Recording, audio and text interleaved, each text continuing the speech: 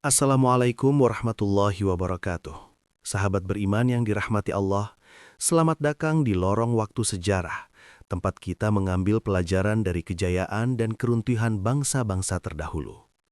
Pernahkah Anda membayangkan sebuah negeri yang saking suburnya, seorang ibu cukup berjalan dengan keranjang di atas kepalanya dan buah-buahan ranum akan jatuh sendiri memenuhi keranjang tersebut tanpa perlu ia memetiknya? Itulah negeri Sabah, sebuah surga di bumi yang diceritakan dalam Al-Quran memiliki dua kebun raksasa yang membentang di kiri dan kanan. Namun, di balik kemakmuran yang melimpah dan teknologi bendungan Maghrib yang menjadi keajaiban dunia kuno, tersimpan sebuah rahasia kelam tentang bagaimana rasa syukur yang hilang bisa mengubah air kehidupan menjadi banjir kematian. Bagaimana mungkin sebuah bendungan raksasa yang dibangun dengan teknologi paling mutakhir di zamannya bisa runtuh hanya karena gigitan tikus-tikus kecil? Apa yang sebenarnya terjadi saat dinding raksasa itu jebol dan menenggelamkan peradaban paling kaya di Jazirah Arab dalam sekejap mata? Dan yang paling penting, benarkah jejak kehancuran itu masih bisa kita lihat hingga hari ini sebagai peringatan bagi kita yang hidup di zaman modern? Sebelum kita menyelami lebih dalam kisah tentang kemegahan dan kehancuran negeri Sabah ini, pastikan Anda sudah menekan tombol subscribe dan menyalakan lonceng notifikasinya. Dengan mendukung channel ini, Anda turut serta dalam menyebarkan syiar sejarah Islami yang penuh dengan hikmah. Jangan biarkan kisah ini berhenti di Anda saja. Ajak keluarga dan teman-teman untuk ikut menonton. Sudah subscribe? Mari kita mulai perjalanan kita menuju Yaman masa silam, menyaksikan bagaimana sebuah negeri yang baik, Baldatun Thayyibatun, runtuh menjadi puing-puing sejarah akibat kesombongan manusia. Negeri Sabah bukan sekedar pemukiman di tengah gurun. Ia adalah mahakarya rekayasa hidrolika yang diberkati oleh Allah SWT. Terletak di wilayah strategis Yaman, penduduk Sabah berhasil menaklukkan tantangan alam paling berat, kekeringan. Mereka tidak menunggu hujan, melainkan menangkap air. Arsitektur bendungan Ma'rib dibangun di antara dua gunung, Gunung Balak Timur dan Barat. Dindingnya terbuat dari batu raksasa yang dipahat presisi, direkatkan dengan timah cair dan campuran material vulkanik yang membuatnya kedap air. Teknologi ini memungkinkan mereka menyimpan air hujan musiman dalam jumlah masif, menciptakan cadangan air yang tidak pernah kering meski musim kemarau panjang melanda. Kesejahteraan mencapai tingkat yang sulit dibayangkan. Tanah hasil endapan bendungan begitu subur hingga tanaman tumbuh tanpa perlu banyak perawatan. Udara di sana begitu murni sehingga serangga pengganggu pun tak mampu bertahan hidup. Al-Quran menggambarkan fenomena ini sebagai dua kebun di sisi kanan dan kiri. Namun kemudahan hidup ini perlahan-lahan menciptakan delusi kolektif. Penduduk Sabah mulai merasa bahwa kemakmuran ini adalah hasil murni dari kejeniusan teknologi mereka. Mereka memuja bendungan tersebut seolah ia adalah pemberi rezeki yang abadi. Di balik tembok-tembok marmer yang wangi oleh kemenyan, rasa butuh mereka kepada Sang Pencipta mulai luntur, digantikan oleh pemujaan terhadap materi dan pencapaian sipil mereka.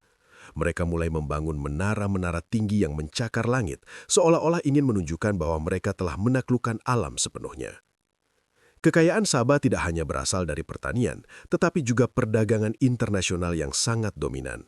Mereka menguasai jalur Jalan Dupa yang menghubungkan Arab Selatan dengan Mediterania, Mesir, dan Mesopotamia. Emas, perak, dan permata mengalir ke pasar-pasar Ma'rib dari berbagai penjuru dunia sebagai pertukaran untuk kemenyan dan mur yang hanya tumbuh subur di wilayah mereka. Kehidupan di sana dipenuhi kemewahan yang tak tertandingi. Istana-istana mereka dibangun dengan pilar-pilar tinggi berlapis emas dan lantai marmer yang mengkilap. Rakyatnya mengenakan pakaian dari sutra terbaik dan wewangian paling mahal di dunia, menjadikan setiap sudut kota wangi dan bercahaya. Kemakmuran yang melimpah ini mulai mengubah struktur sosial bangsa Sabah. Para elit menjadi sangat kompetitif dalam pamer kekayaan. Mereka tidak lagi melihat harta sebagai amanah, melainkan sebagai alat untuk menunjukkan dominasi kelas. Perdagangan yang jujur perlahan berganti dengan keserakahan dan monopoli. Mereka merasa tidak ada kekuatan yang bisa meruntuhkan ekonomi mereka selama jalur perdagangan dikendalikan oleh mereka. Allah melihat hati mereka yang mulai membatu, tertutup oleh tumpukan dinar emas dan aroma dupa yang memabukkan, mengabaikan hak-hak kaum fakir yang mulai terpinggirkan di balik megahnya tembok kota. Inilah babak paling tragis dalam sejarah psikologi manusia. sebuah bangsa yang berdoa meminta kesusahan karena bosan dengan kemudahan. Jarak antar kota di Sabah begitu dekat dan teduh, dipenuhi oleh pepohonan rindang yang membuat musafir tak perlu membawa bekal makanan maupun air. Namun, para penguasa Sabah merasa kenyamanan ini membuat rakyat jelata terlihat sama derajatnya dengan mereka. Mereka meminta kepada Allah agar jarak perjalanan dibuat jauh, gersang dan melelahkan, hanya agar mereka bisa memamerkan kekuatan logistik dan status sosial mereka saat bepergian dengan kafilah mewah. Doa kufur ini adalah tanda puncak kesombongan. Mereka meninggalkan ajaran tauhid para nabi dan mulai menyembah matahari sebagai sumber kehidupan primer. Mereka menganggap kemakmuran adalah hak milik abadi hasil genetika nenek moyang mereka yang perkasa. Peringatan para utusan Allah tentang kehancuran moral dianggap sebagai ancaman kosong dari orang-orang yang tidak mengerti teknologi. Hati mereka telah terkunci oleh gaya hidup yang hanya mengejar kenikmatan sesaat. Mereka menantang hukum alam, merasa tembok batu bendungan mereka akan melindungi mereka dari segala bencana selamanya, tanpa menyadari bahwa Allah sedang menyiapkan skenario penghancuran dari arah yang tidak pernah mereka bayangkan. Kehancuran Sabah tidak dimulai dengan gempa bumi besar atau serangan tentara luar, melainkan dengan makhluk yang paling kecil dan dianggap remeh, Al-Jurad, tikus gunung. Allah mengirimkan ribuan tikus yang memiliki insting tidak biasa untuk menggali lubang tepat di titik-titik kritis pondasi bendungan Ma'rib. Mereka tidak memakan batu, tetapi mereka menggerogoti tanah liat, pasir penyumbat, dan akar-akar pengikat di sela-sela bebatuan raksasa yang seharusnya kedap air. Proses ini berlangsung secara rahasia dan konsisten selama bertahun-tahun di kegelapan bawah tanah. Para teknisi dan penjaga bendungan yang sudah terlena dengan kemewahan menjadi sangat lalai. Mereka jarang melakukan inspeksi rutin ke terowongan pondasi karena terlalu sibuk dengan urusan politik dan hiburan. Setiap kali ada rembesan air kecil atau retakan halus, mereka menganggapnya sebagai hal biasa yang tidak akan berdampak besar. Mereka sangat percaya diri pada kekuatan timah dan batu yang mereka pasang dulu. Padahal, tikus-tikus ini telah menciptakan rongga-rongga besar atau void di dalam struktur inti. Bendungan Ma'rib yang tampak megah dan kokoh dari luar sebenarnya sudah menjadi cangkang kosong yang sangat rapuh. Tekanan air dari danau raksasa di belakangnya terus menekan mencari celah sekecil apapun untuk meledakkan amarahnya yang selama ini mereka sombongkan sebagai sumber kekayaan. Sailal Arim, banjir besar yang melumatkan segalanya dalam sekejap mata. Hari kehancuran itu dimulai seperti pagi biasa yang cerah, namun suara dentuman yang lebih keras dari ledakan gunung berapi tiba-tiba mengguncang seluruh lembah Ma'rib. Struktur bendungan yang sudah keropos akhirnya menyerah. Dinding batu raksasa itu terbelah secara vertikal, menciptakan celah menganga yang langsung disambar oleh jutaan ton air. Air bah itu tumpah dengan kecepatan dan kekuatan yang tak terbayangkan, menciptakan gelombang coklat pekat setinggi menara yang membawa serta lumpur dan bebatuan raksasa. Hantaman pertamanya seketika meratakan dua kebun yang menjadi kebanggaan Sabah. Jutaan pohon kurma dan anggur tercabut hingga ke akar-akarnya. Istana-istana emas hancur seperti tumpukan kartu yang terkena badai. Penduduk tidak memiliki waktu sedikit pun untuk melarikan diri. Teriakan ketakutan mereka segera ditelan oleh gemuruh air yang memekakkan telinga. Lumpur hitam menimbun jalan-jalan kota yang tadinya bersih. Segala kemewahan, perhiasan, dan status sosial sirna dalam hitungan jam. Allah menunjukkan betapa mudahnya mencabut semua nikmat duniawi bagi kaum yang berpaling dari rasa syukur. Kota yang tadinya harum wangi bunga kini tertutup oleh bau kematian dan lumpur arim yang pekat. Pasca banjir bandang yang menghancurkan segalanya, surga di bumi itu berubah menjadi kuburan massal yang sunyi senyap. Air bah itu tidak hanya menghancurkan bangunan fisik, tetapi juga merusak kesuburan tanah secara permanen karena membawa endapan garam dan mineral yang mematikan bagi tanaman pangan. Sebagai hukuman atas kekufuran mereka, Allah SWT mengganti kebun-kebun mereka yang luar biasa dengan tanaman yang menjadi simbol kemiskinan dan kepahitan. Pohon akel yang buahnya sangat pahit, pohon atsel yang gersang dan tidak berbuah, serta sedikit pohon sider atau bidara yang penuh duri cajam. kemakmuran telah benar-benar sirna tanpa sisa. Penduduk yang selamat menatap reruntuhan peradaban mereka dengan air mata darah. Tidak ada lagi emas atau perak yang bisa menyelamatkan mereka dari kelaparan di tanah yang sudah mati. Negeri yang dulunya menjadi pusat ilmu pengetahuan dan perdagangan dunia, kini hanya menyisakan tanah yang retak-retak dan semak berduri. Inilah bukti nyata bagi dunia bahwa nikmat Allah, jika tidak dijaga dengan pilar syukur, akan berubah menjadi azab yang paling menyakitkan dan memalukan bagi pemiliknya, meninggalkan mereka dalam kemelaratan yang tak berujung. Kehancuran ekonomi dan fisik segera diikuti dengan keruntuhan tatanan sosial yang total. Suku-suku besar Sabah kehilangan tanah air, harapan, dan masa depan mereka. Mereka terpaksa melakukan eksodus besar-besaran, meninggalkan tanah leluhur yang sudah tidak bisa lagi memberi mereka makan. Mereka berpencar ke berbagai arah mata angin, seperti butiran pasir yang ditiup badai. Peristiwa pemencaran massal ini begitu legendaris hingga melahirkan pepatah Arab kuno. Tafarroku aidi Sabah, mereka bercerai-berai sejauh-jauhnya, seperti terpencarnya penduduk Sabah. Suku Azad berpindah ke wilayah Oman dan Madinah, suku Ghassan menuju Syam, dan suku Laham melarikan diri ke arah Irak.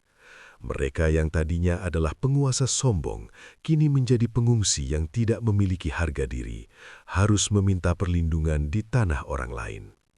Identitas kejayaan mereka hilang ditelan sejarah yang pahit. Perjalanan pengungsian ini sangat menyiksa, melewati padang pasir panas yang dahulunya mereka sendiri minta untuk diperjauh jaraknya. Kini doa buruk mereka benar-benar menjadi kenyataan yang menghantam punggung mereka sendiri, menjadi musafir yang kehausan di jalan yang tak berujung. Meskipun bangsa Sabah dihancurkan karena kekufuran mereka, Allah SWT memiliki rencana besar dari terpencarnya suku-suku tersebut. Suku Aus dan Khazraj yang menetap di Oasa Yathrib, Madinah, adalah keturunan langsung dari penduduk Sabah yang selamat dari banjir Arim.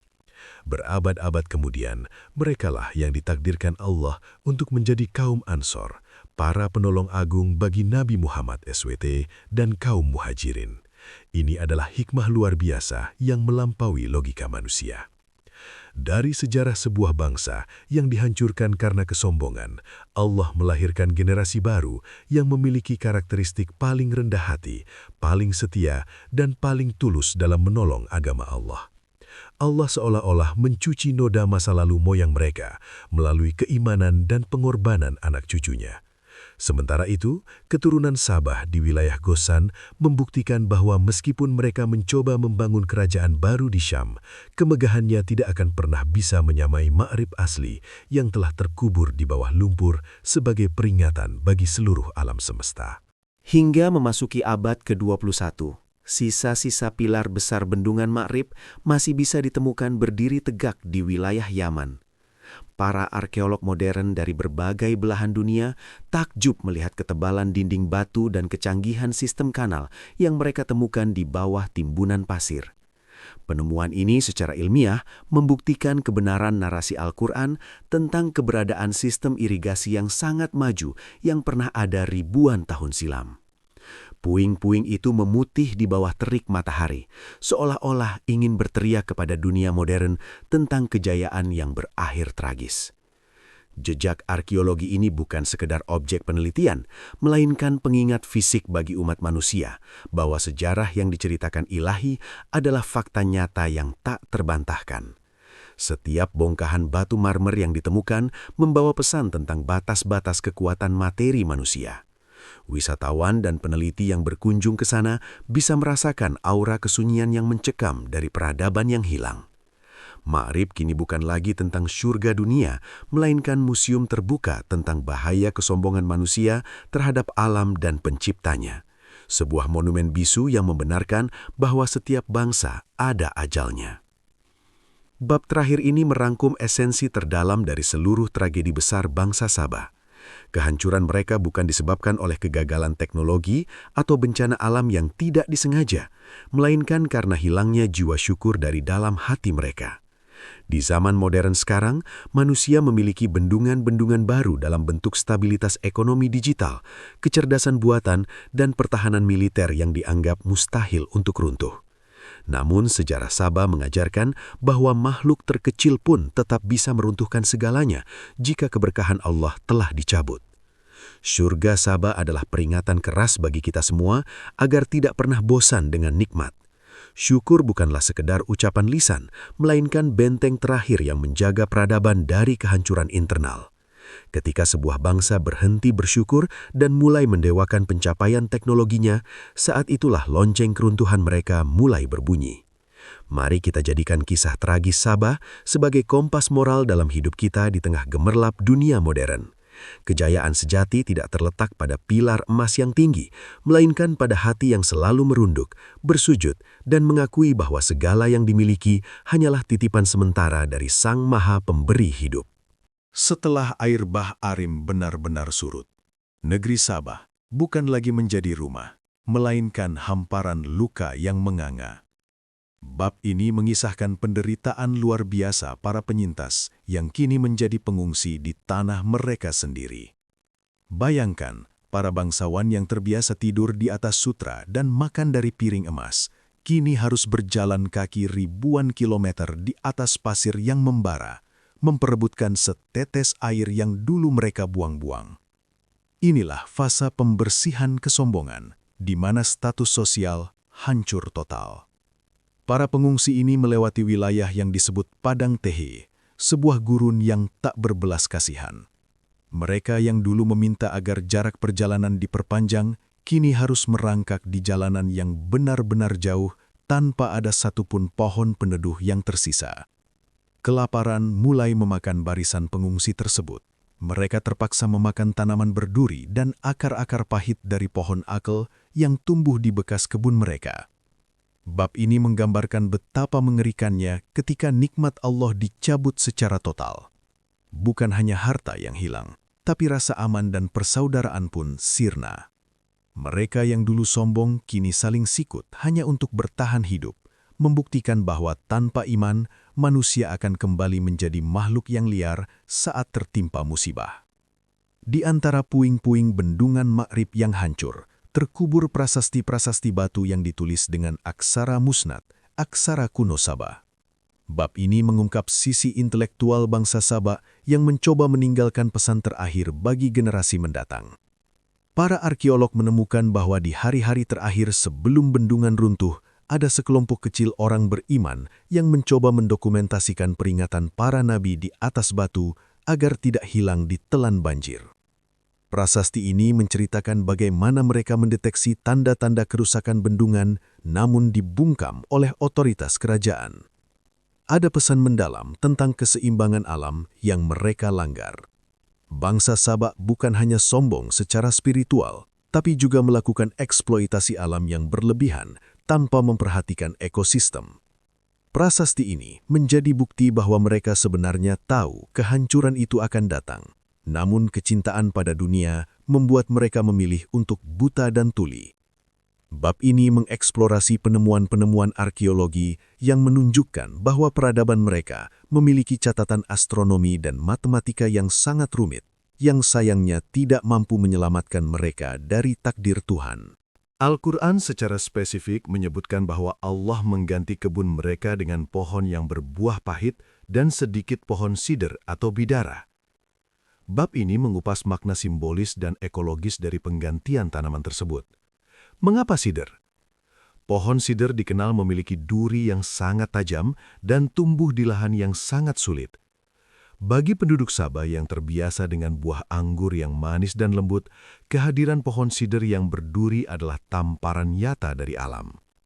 Setiap kali mereka mencoba mendekati tanah lama mereka untuk mencari makan, duri-duri sider seolah menjadi penjaga yang melarang mereka masuk. Ini adalah simbol bahwa surga Sabah telah resmi tertutup bagi mereka. Tanaman-tanaman ini tidak hanya menjadi sumber makanan yang buruk, tetapi juga mengubah lanskap Sabah yang dulu wangi dupa menjadi wilayah yang berbau tanah kering dan duri. Bab ini juga membahas tentang bagaimana perubahan vegetasi ini mempengaruhi psikologi bangsa Sabah yang tersisa, membuat mereka menyadari bahwa alam telah berbalik melawan mereka. Mereka kini hidup di bawah bayang-bayang pohon berduri, meratapi masa lalu di mana mereka membuang-buang nikmat yang kini terasa mustahil untuk diraih kembali. Bab ini menarik benang merah antara sejarah Sabah dengan fenomena dunia modern di akhir zaman. Nabi Muhammad SAW pernah menyebutkan tentang berpencarnya bangsa Arab dan kembalinya tanah Arab menjadi hijau. Sejarah Sabah adalah cetak biru bagi peradaban yang hancur di puncak kemegahannya.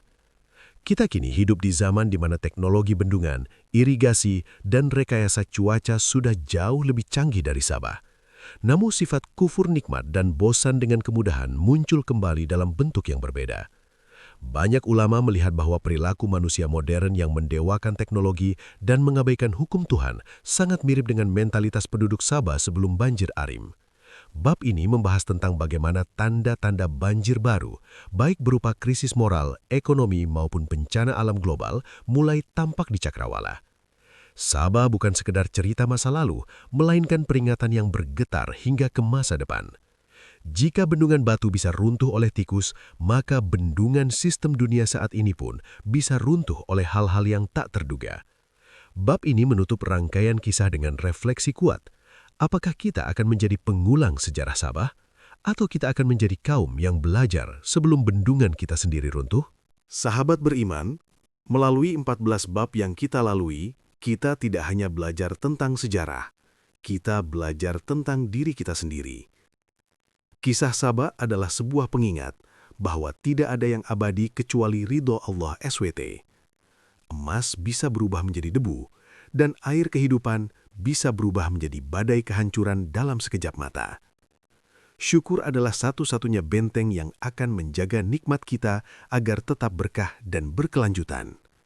Semoga perjalanan spiritual melalui sejarah Sabah ini membuat kita lebih sering bersujud dan lebih jarang mengeluh. Ya Allah, wahai Tuhan pemilik segala kerajaan, janganlah Engkau jadikan kami kaum yang sombong karena harta dan teknologi. Jadikanlah setiap nikmat-Mu sebagai jalan bagi kami untuk semakin dekat kepadamu. Lindungilah negeri kami dari segala bencana dan jadikanlah kami hamba-hamba yang pandai berterima kasih. Amin, ya Rabbal Alamin. Silahkan tulis amin di kolom komentar dan bagikan hikmah apa yang paling membekas di hati Anda. Jangan lupa like, share, dan subscribe untuk terus mendukung channel ini dalam menyiarkan kebenaran sejarah. Terima kasih telah menonton hingga akhir. Wassalamualaikum warahmatullahi wabarakatuh.